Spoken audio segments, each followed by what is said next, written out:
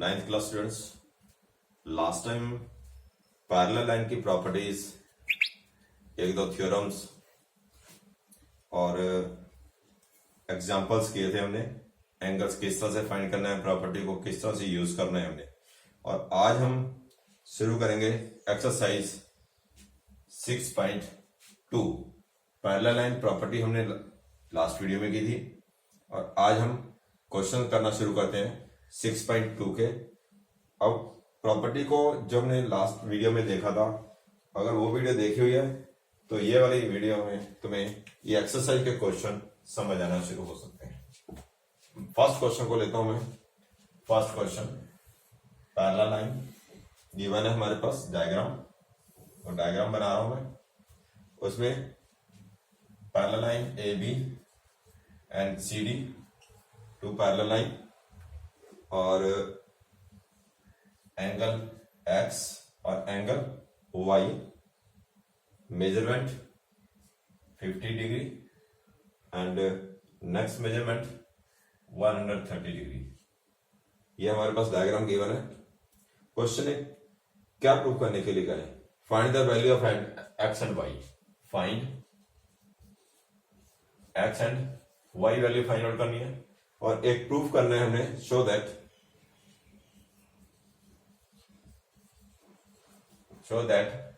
A B parallel to C D. एक value हमें find out करनी है, दूसरा शो करना है हमने A B parallel C D, ये दोनों लाइन पैरेलल होनी चाहिए।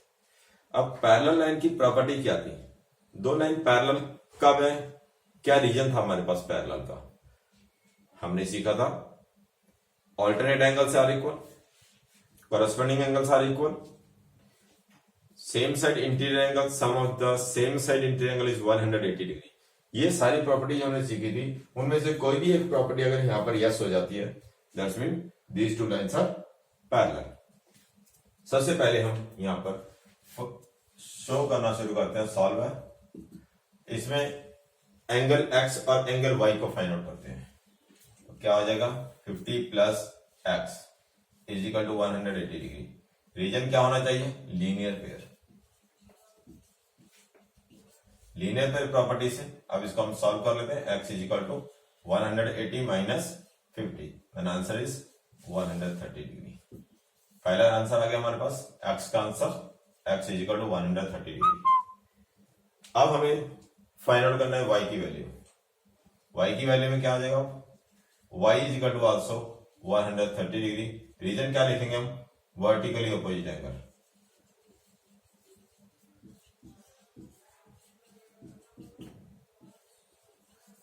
वर्टिकली अपोजिट एंगल वो हमने सीखा हुआ था, वही प्रॉपर्टी डायरेक्ट आ गई हमारे पास, वर्टिकली अपोजिट। हमारे पास फर्स्ट आंसर हमारा क्लियर हो गया, एक्स और वाई दोनों की वैल्यू हमें फाइंड आउट होगी। सेकंड थिंग्स में अब हमने क्या करना था, show A B parallel C D. अब हमें ये प्रूव करना है। अब इसे प्रूफ होने के लिए हमारे पास, मैंने कहा था, प्रॉपर्टी हम यूज करेंगे।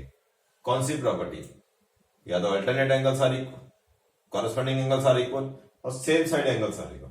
कोई भी एक अगर इक्वल है तो। अब हमारे पास एक्स की वैल्यू क्या होगी, 130 डिग्री, और वाई की वैल्यू भी क्या होगी हमारे पास, 130 डिग्री। ये हमने क्या करा है, फाइंड किया, अभी कर लिया फाइंड हमने, है ना। तो इसलिए अब क्या हो गया, x equal to y, it is alternate interior angle।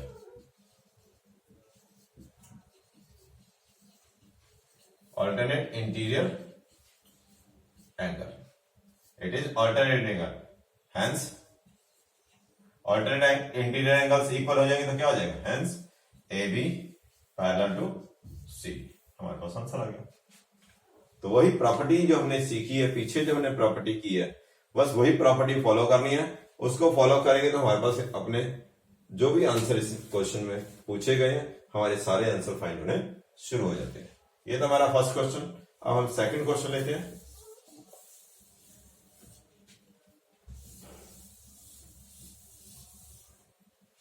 Second question, diagram parallel lines फिर से गिवन है हमारे पास, थ्री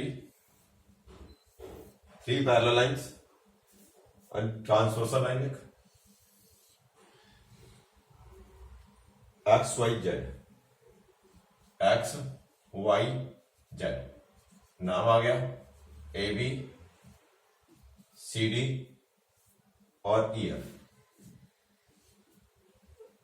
अब एक और पॉइंट होंगे हमारे पास, नहीं, हमें फाइंड क्या करना है, क्वेश्चन में क्या कहे, if the ratio y ratio z given है हमारे पास, y ratio z is equal to 3:7, 3:7 ये आ गया हमारे पास। अब फाइंड क्या करना है हमने, फाइंड x, ये गिवन हो गया हमारे पास, ये गिवन हो गया, ये हमें फाइंड करना है x वैल्यू। अब x वैल्यू को हम फाइंड कैसे करेंगे, रेशो गिवन है, y और z को देख लेते हैं, y ये आ गया z ये आ गया, यहां कोई भी प्रॉपर्टी काम नहीं कर रही हमें, हमारे पास ये है कोई प्रॉपर्टी काम कर रही, कोई भी नहीं, हमने जो अपने पीछे प्रॉपर्टी सीखी है उनमें से कोई प्रॉपर्टी यहां पर नहीं आ रही। अब क्या करेंगे, हमारे पास एक और अल्फाबेट था x और z। अब हम x और z को देखते हैं, अगर हमें बीच वाली लाइन को हटा दें, इसको हटा दें थोड़ी देर के लिए, ये और ये लाइन पैरेलल होगी तो क्या हो जाएगा, ये ऑल्टरनेट एंगल्स हो गए, ये दोनों हमारे इक्वल हो गए। अब गिवन क्या था, एक तो ये गिवन है और एक और गिवन है हमारे पास A B parallel to C D parallel to E B, ये हमारा सॉल्यूशन है, ये हमारे पास गिवन था। जब हमने सॉल्व करना शुरू करा सबसे पहले हमने बताया कि ये तीनों लाइनें पैरेलल हो गई।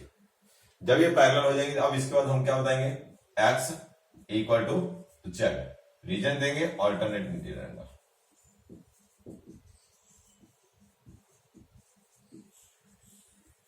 ऑल्टरनेट इंटीरियर एंगल हो जाएगा, कौन, x और z, x और z ये दोनों क्या हो गए हमारे ऑल्टरनेट इंटीरियर एंगल। अब गिवन में क्या था हमारे पास, y रेशो z गिवन है 3:7। अब हमने क्या देखा, z और x दोनों इक्वल करें तो मैं इसकी रेशो में अल्फाबेट को चेंज कर लेता हूं, y रेशो x, z की जगह मैं लिख देता हूं यहां पर x, 3:7। क्लियर हो गया, ये किस तरह से चेंज हुआ और क्यों चेंज हुआ ये हमारा क्लियर हो गया होगा। अब इन दोनों को फाइंड करते हैं डायग्राम में, x और y ये आ गई, और ये हमें क्या दिखाई दे रहे हैं, ये दोनों पैरेलल लाइन है, इन दोनों पैरेलल लाइन के बीच में सेम साइड के एंगल बन गए दोनों, और क्या हो जाएगा, ये same side interior angle, sum of the y plus x is equal to 180 degree, ये होता है।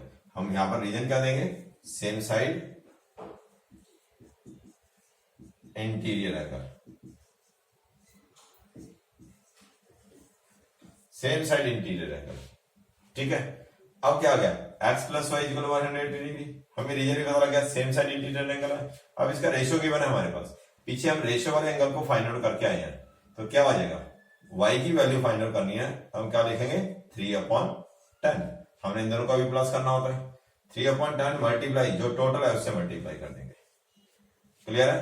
तो 0 से 0 कैंसिल, 3 मल्टीप्लाई 18, 18 3 जा 54। अब हम दूसरा x को लेके सॉल्व कर देते हैं, 7/10 मल्टीप्लाई 180, दोनों का मल्टीप्लाई 7 इंटू 18। अब इन दोनों का मल्टीप्लाई करेंगे तो हमारे पास आंसर आना चाहिए, कितना आ जाएगा, 126, ये आ गया हमारे पास। हमें आंसर किसका फाइंड आउट करता है, हमें फाइंड करनी है x की वैल्यू, तो हमारी x की वैल्यू ये हो गई और हमारा आंसर आ गया 120 डिग्री। तो ये आसान था हमारे पास, इस तरह से हम इसको सॉल्व कर सकते थे।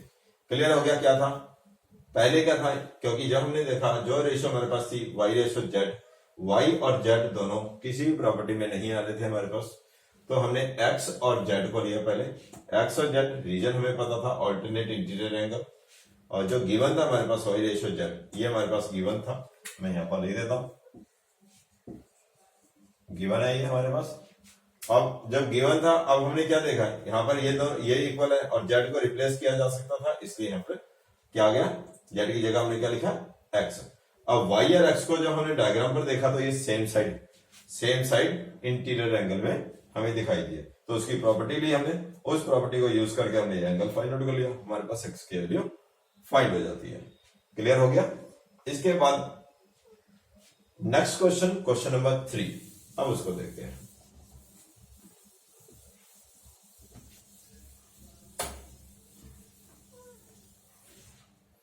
क्वेश्चन नंबर 3, उसका डायग्राम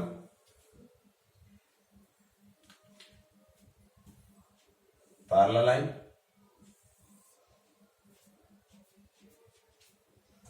परपेंडिकुलर लाइन, एक ही एंगल आ गया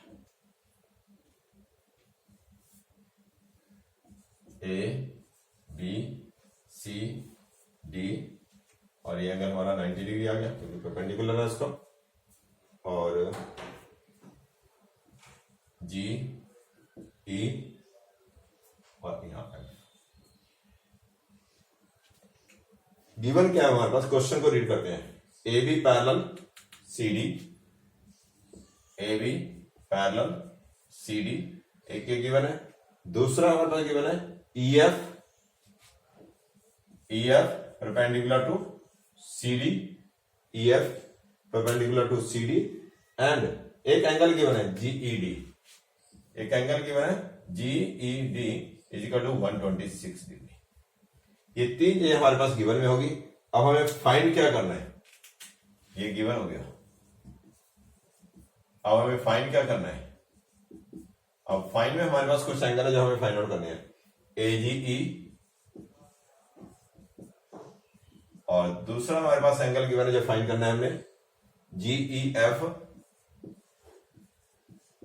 और तीसरा जो एंगल हमें फाइंड आउट करना है वो हमारे पास है एफ जीई। ये हमें तीन एंगल फाइंड आउट करने हैं। जो भी प्रॉपर्टी हमने अभी तक देखी है पैरेलल लाइन और लीनियर पेयर वाली, वो सारी प्रॉपर्टी ध्यान में रखना, तभी हम फाइंड कर सकते। ये एंगल जो हमें गिवन है पहले इसको फाइंड आउट करते हैं। डायग्राम में क्या है, जीईडी, जीईडी ये आ गया पूरा, ये हो गया हमारे पास 126 डिग्री। अब जो फाइंड आउट करने हैं उनको मार्क करते हैं। हमारे पास जो भी हमने एंगल फाइंड आउट करने हैं, जो हमने फाइंड करने हैं उन्हें मार्क कर लेते हैं। पहला है एंगल एजीई, एजीई ये वाला एंगल फाइंड करना है हमने, एजीई। दूसरा हमने फाइंड करना है जीईएफ, जीईएफ, अब हमने ये वाला एंगल फाइंड आउट करना है। तीसरा हमने फाइंड करना है एफजीई, एफजीई, तीसरा हमने ये फाइंड आउट करना है। ये तीन एंगल फाइंड आउट करने हैं हमने, ठीक है। नंबर 1, फिर नंबर 2, ये हो गया हमारा नंबर 3 एंगल। ये वाले एंगल हमें फाइंड आउट करने हैं। अब ध्यान देना, ये पैरेलल लाइन है ए बी, ये सी डी, दोनों पैरेलल लाइन हो गई। ये इसको हम ट्रांसवर्सल लाइन मान लेते हैं थोड़ी देर। ये इसकी ट्रांसवर्सल लाइन होगी, तो ये एंगल और ये एंगल दोनों इक्वल होने चाहिए, ऑल्टरनेट इंटीरियर एंगल। क्लियर है? क्या कहा मैंने, ए बी और सी डी पैरेलल होगी लाइन, तो इसको ट्रांसवर्सल लाइन ले लेते हैं थोड़ी। ये ट्रांसवर्सल लाइन होगी, तो इसका तो ये अल्टरनेट एंगल इक्वल होने चाहिए, तो ये एंगल 1 इक्वल टू 26। क्लियर हो गया? डायरेक्ट आंसर आ गया हमारा, alternate interior angles are equal. पहला आंसर आ गया। दूसरा हमारे पास ये फाइंड आउट करना है। अब हमारे पास क्या था, इस लाइन को इस पर परपेंडिकुलर बताया ना, परपेंडिकुलर तो ये 90 डिग्री हो गया, और 126 हमें यहां से लेकर ये पूरा एंगल 126 है। इस एंगल में से, इस पूरे एंगल से अगर हम इस 90 को हटा दें तो हमारे पास ये वाला एंगल बचा, एंगल 2 आ गया। अब मैं इसको सॉल्व करता हूं और लिखते हैं कैसे होगा। पहला एंगल 1 एजीई को फाइंड आउट करना है। क्या लिखेंगे हम, A B parallel to C D, A B और सी डी दोनों पैरेलल। अब G E is transversal,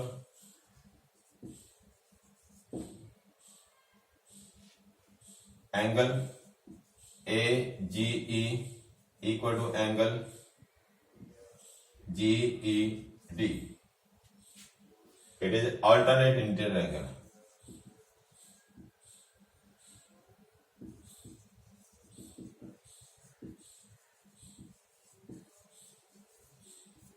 alternate interior angle. अब जब ये ऑल्टरनेट इंटीरियर एंगल हो गया, अब हमारे पास गिवन क्या है, जीईडी गिवन है, ये रहा ना जीईडी हमारे पास 126, तो आंसर क्या आ गया हमारे पास, angle A G E is equal to 126 degree. पहला आंसर हमारा फाइनल हो गया। पता लगा किस तरह से लिखने का तरीका क्या रहेगा, हमें बताना पड़ेगा। पैरेलल लाइन है, ये ट्रांसवर्स, ये इसकी हमारे पास ट्रांसवर्सल लाइन होगी। अब AGE हमारे पास इक्वल है अल्टरनेट इंटीग्रल से, और हमारे पास ये वैल्यू फाइंड होगी। इसके बाद अब दूसरा एंगल फाइंड करना है। हमने पहला पार्ट हमारे पास ये आ गया पहला पार्ट। अब हम दूसरे पार्ट की तरफ चलते हैं। दूसरा पार्ट है GEF फाइंड आउट करना है। GEF, अब हम क्या लिखेंगे, angle GEF is equal to angle GED minus angle FED। Minus करें तो आ जाएगा, वही बताया था मैंने। इस पूरे एंगल में से ये वाला एंगल माइनस कर लेते हैं तो आ जाता है।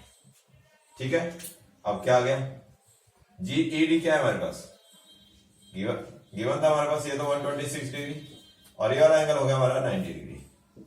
इस 90 डिग्री के लिए हमारे पास यहाँ रीजन होगा ये परपेंडिकुलर लाइन, लिख देते हैं यहाँ पर EF परपेंडिकुलर टू CD, जिसकी वजह से ये 90 डिग्री आया हमारे पास।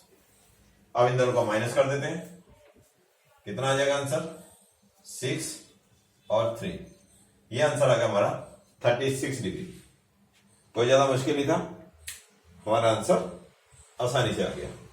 अब आ गया हमारे पास थर्ड नंबर 3 पॉइंट को फाइंड आउट करना है। ये हो गया क्लियर, समझ में आ गया होगा, क्लियर है ना, फर्स्ट और सेकंड पॉइंट दोनों। अब हमारे पास थर्ड पॉइंट आता है। थर्ड पॉइंट कौन सा था, यहां पर थर्ड पॉइंट है। तो ये क्या हो रहा है हमारे पास, लीनियर पेयर बनता नजर आ रहा है हमें, लीनियर पेयर हो रहा है ना। तो क्या लिखेंगे हम, third point angle AGE plus angle GE AGF FGE is equal to 180 degree linear pair. तो ये हमारे पास लीनियर पेयर बन गया, क्लियर हो गया। डायग्राम में हमें लीनियर पेयर नजर आ रहा है ना, ये एंगल 1 और एंगल 2, प्रॉपर्टी वही आ रही है। अब हमारे पास किसका आंसर मिल गया था हमें, AGE का आंसर हमारे पास आ गया था, पीछे नंबर 1 में आ गया था। तो इसका आंसर कितना था हमारे पास, 126। हमें फाइंड क्या करना है, FGE इज इक्वल टू 180। तो क्या हो गया, FGE 180 माइनस 126, दोनों का माइनस कर देंगे, हमारे पास FGE की वैल्यू फाइंड हो जाएगी। तो ये हमारे एंगल फाइंड हो जाता है, क्लियर है। माइनस करो इसको, 10 माइनस 6 4, 7 माइनस 2 5। तो ये कितना आ गया हमारे पास, आंसर आ गया इसका 54, क्लियर है। तो ये हमारा था क्वेश्चन नंबर 3 जो हमने अभी किया। 1, 2 और 3 क्वेश्चन, प्रॉपर्टी यूज करनी है, किस तरह से लिखना है वो सारा कुछ बताने गया। इसके बाद अब अगला क्वेश्चन,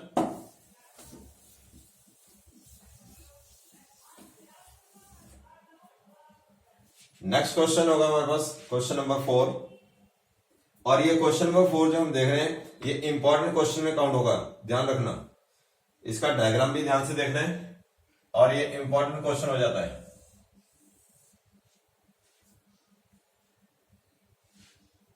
PQRST, PQRS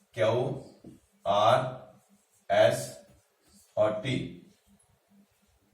और गिवन है हमारे पास 110 डिग्री और 130 डिग्री। अब हमारे पास क्वेश्चन में गिवन क्या क्या है, जो भी डिटेल हमारे पास क्वेश्चन में गिवन है वो हमें यहां लिखनी है, ये बात ध्यान रखनी है। अभी क्वेश्चन में डिटेल क्या है, PQ parallel ST, PQ parallel ST, PQ parallel ST, दोनों पैरेलल हैं। और उसके बाद हमारे पास एंगल गिवन है दोनों, PQR, angle PQR is equal to 110 degree, और एंगल नाम लिखा हुआ है इसने RST, RST is equal to 130 degree. ये हमारे पास गिवन है। हमें फाइंड क्या करना है, फाइंड करने के लिए क्या करें, angle QRS, angle QRS, QRS ये रहा हमारे पास, ये एंगल हमें फाइंड आउट करना है।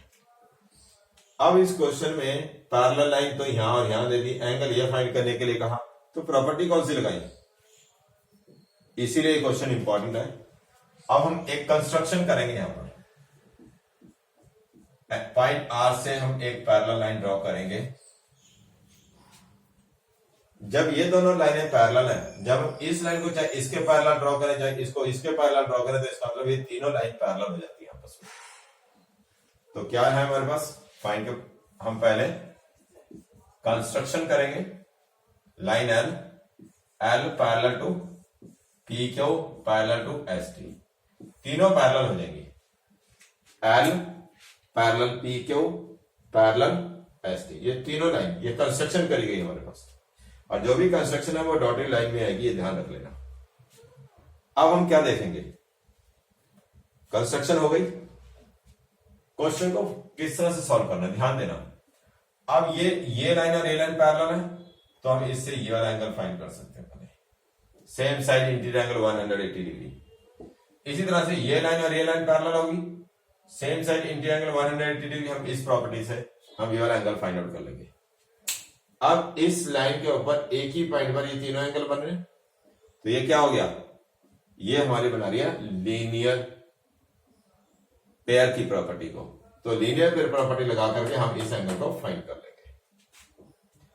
एक तो था ये तरीका, एक दूसरा, क्योंकि जरूरी नहीं है कि एक क्वेश्चन एक ही मेथड से हो, प्रॉपर्टी लगानी है, प्रॉपर्टी को आप देखो। दूसरा क्या होगा, अगर ये लाइन और ये लाइन पैरेलल होगी तो ये इसकी ट्रांसवर्सल लाइन हो जाएगी, तो ये 30 डिग्री है 130, तो ये यहां से लेकर यहां तक ये पूरा 130 हो जाएगा। ये अगर 130 हो गया यहां से लेकर यहां तक का पूरा एंगल, तो ये लीनियर पे हमने सेम साइड इंटीरियर एंगल से वाला एंगल फाइंड कर लिया। अब इन दोनों को मैनेज करेंगे, हमारे पास ये आंसर आ जाएगा, डायरेक्ट आ गया। तो देखना है कि हम किस तरह से करें, जो हमें समझ में आ जाए उस तरह से हम करेंगे। चलो हम सॉल्व करना शुरू करता हूं मैं, और उस सॉल्यूशन में देखेंगे कि हम क्या कर रहे हैं। मैंने दोनों तरीके बताए, उसमें भी ध्यान देना, वो भी हम कर सकते हैं। तो हम पहले शुरू करते हैं, P Q parallel to line L, P Q और लाइन एल पैरेलल है। मैं यहां पर नंबर लिख देता हूं, नंबर 1 और ये मैं नंबर 2 और मैं इसको नंबर 3 दे देता हूं। जब ये दोनों पैरेलल लाइन है तो क्या लिखूंगा मैं, 110 degree plus angle 1 is equal to 180 degree. Reason देना बहुत जरूरी होगा, अगर रीजन नहीं लिखा तो नंबर कटेंगे। रीजन क्या होगा, यहां पर क्या लिखेंगे हम, same side interior angle, same side interior angle. अब हम यहां से angle 1 is equal to 180 minus 110 degree, 180 minus 110। अब हम सॉल्व कर लेते हैं, angle 1 is equal to, minus करेंगे तो कितना आ गया, 70 डिग्री आ गया। एंगल 1 हमारे पास ये फाइंड हो गया 70 डिग्री। अब दूसरा एस टी पैरेलल एल के साथ, ये नंबर 1 आ गया, एस टी पैरेलल एल, ये एस टी और एल पैरेलल हो गया, तो ये ऑल्टरनेट एंगल ले लेते हैं हम, angle R S T is equal to angle 1 plus angle 3, क्योंकि 1 प्लस 3 आ जाएगा पूरा, ऑल्टरनेट एंगल इक्वल हो जाएंगे। तो यहां पर रीजन लिखेंगे alternate angle R S T की वैल्यू कितनी है, 130 डिग्री, तो एंगल 1 प्लस एंगल 3 की वैल्यू मिल गई हमें नंबर 2। क्लियर है, 1 प्लस 3 की वैल्यू हमें मिल गई 130 डिग्री, और एंगल 1 हमारे पास आ गया 70 डिग्री। अब हमें क्या फाइंड करना है, हमें क्वेश्चन में डिमांड करी थी कि एंगल 3 को फाइंड आउट करो, तो हम क्या करेंगे, ध्यान देना, ये हटा रहा हूं मैं ऊपर से, क्या था गिवन है हमारे पास, angle 1 plus angle 3 is equal to 130 degree, ये हमने फाइंड कर लिया। और एंगल 1 की वैल्यू क्या फाइंड की थी हमने, 70 degree, put angle 1 is equal to 70 degree. तो क्या आएगा 70 plus angle 3 is equal to 130 degree. Solve करेंगे इसको।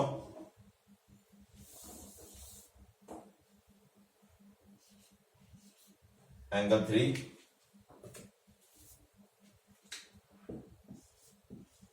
Is equal to 180 minus 70। तो माइनस करेंगे तो कितना आ गया आंसर 110। क्या हो गया था ये 110 और ये आ गया था हमारे पास 70 और ये पूरा टोटल था 180।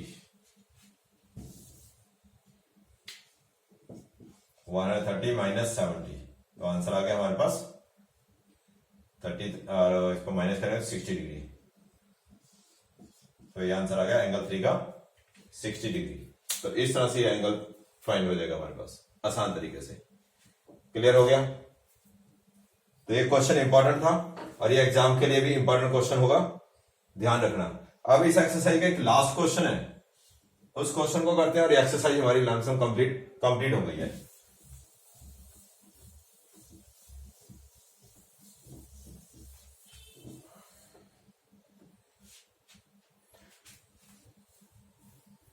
लास्ट क्वेश्चन आसान है, मैं अब रेड पेन से कर देता हूं, ब्लैक पेन चल नहीं रही ठीक से। Parallel line A B and C D,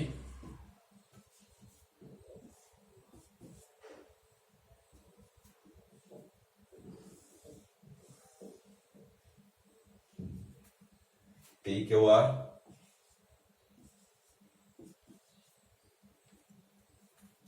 x y, ये हमें फाइंड आउट करने एक्स वाई और वैल्यूज गिवन है 50 और 127, 50 और 127 ये एंगल और ये एंगल। गिवन क्या है हमारे पास, गिवन में कौन कौन होगा, क्वेश्चन रीड कर रहा हूं। A B parallel to C D, A B parallel to C D ये गिवन है पैरेलल लाइन, और एंगल गिवन है हमारे पास, angle A P Q 50 degree, और दूसरा एंगल गिवन है हमारे पास डीआरपी, डीआरपी लिखा है या कुछ और लिखा है, आर पर एंगल बन रहा है हमारे पास, तो डीआरपी या पीआरडी कुछ भी, ये दो एंगल गिवन है और ये पैरेलल लाइन गिवन है। और फाइंड क्या करना है हमें, फाइंड एक्स एंड वाई, ये फाइंड आउट करना है। अब हम इसको सॉल्व करते हैं। सॉल्व करेंगे, वैल्यूज फाइंड आउट करनी है, आसान सा तरीका। एक्स की वैल्यू हमें मिल गई, ये दोनों पैरेलल लाइन है, ये इसकी ट्रांसवर्सल लाइन होगी, alternating angles are equal. A B parallel to C D, A B parallel C D and P Q is transversal line, transversal line. तो इसमें क्या आ जाएगा, x is equal to 50 degree alternate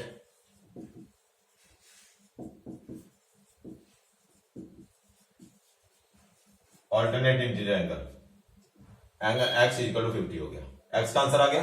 अब रह गया हमारे पास y, और y के लिए हमारे पास क्या गया, ये फर्स्ट का आंसर आ गया। सेकंड के लिए आते हैं,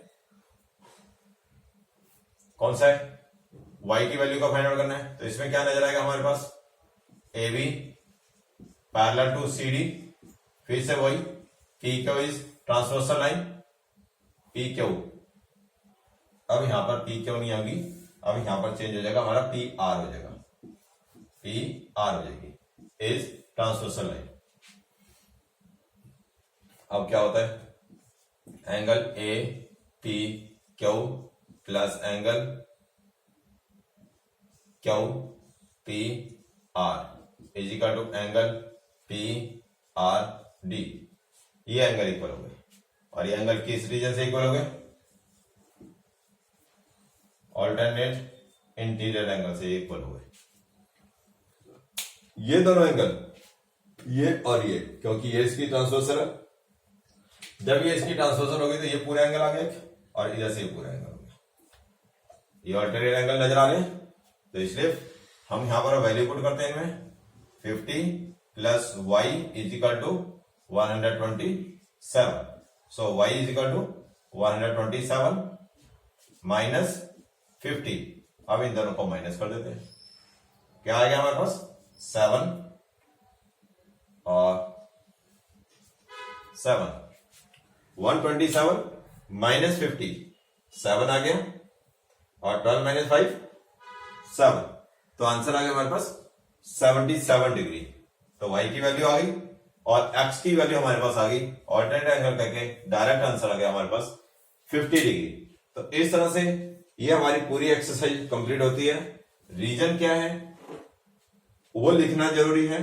बिना रीजन के क्वेश्चन सॉल्व करते हो तो हमारा क्वेश्चन सॉल्व करने का कोई फायदा नहीं है, क्योंकि वहां पर हमारे नंबर कटेंगे। तो उनको ध्यान से रीजन के साथ क्वेश्चन करो। फिर कोई जरूरी नहीं है कि प्रॉपर्टी जो एक ने जिस तरह से सॉल्व करा दूसरा भी सेम उसी तरह से सॉल्व कर रहा हो। जैसे मैंने बता दिया, अब यहाँ पर प्रॉपर्टी अगर चेंज हो जाएगी तो हम एक प्रॉपर्टी एक होती है, हो सकता है एक ही क्वेश्चन में दो प्रॉपर्टियां लग रही हो, किसी एक ने एक प्रॉपर्टी से करा दूसरे ने दूसरी प्रॉपर्टी को, तो इसलिए रीजन होना जरूरी है। ये मत सोचो कि हाँ एक हो गया अब यही टेपना है हमने इसी तरह से करें। प्रॉपर्टी को फॉलो करो, प्रॉपर्टी को फॉलो करते हुए उसका सोल्यूशन करो। थोड़ा बहुत चेंज हो सकता है क्योंकि जब प्रॉपर्टी चेंज होगी तो उसका सोल्यूशन भी चेंज होगा, बट आंसर सेम होगा। आंसर चेंज नहीं होगा, आंसर सेम होगा। प्रॉपर्टी चेंज हो जाएगी, हमें सॉल्व करने का तरीका चेंज हो जाएगा, थोड़ा सा ये एंगलों के नाम चेंज हो जाएंगे, बट आंसर चेंज नहीं होगा, आंसर सेम रहेगा। ये बात याद रखना। तो ये इंपॉर्टेंट एक्सरसाइज थी जो आज हमने कंप्लीट करी। इसकी प्रैक्टिस करनी है, इन क्वेश्चनों को ध्यान से समझना है।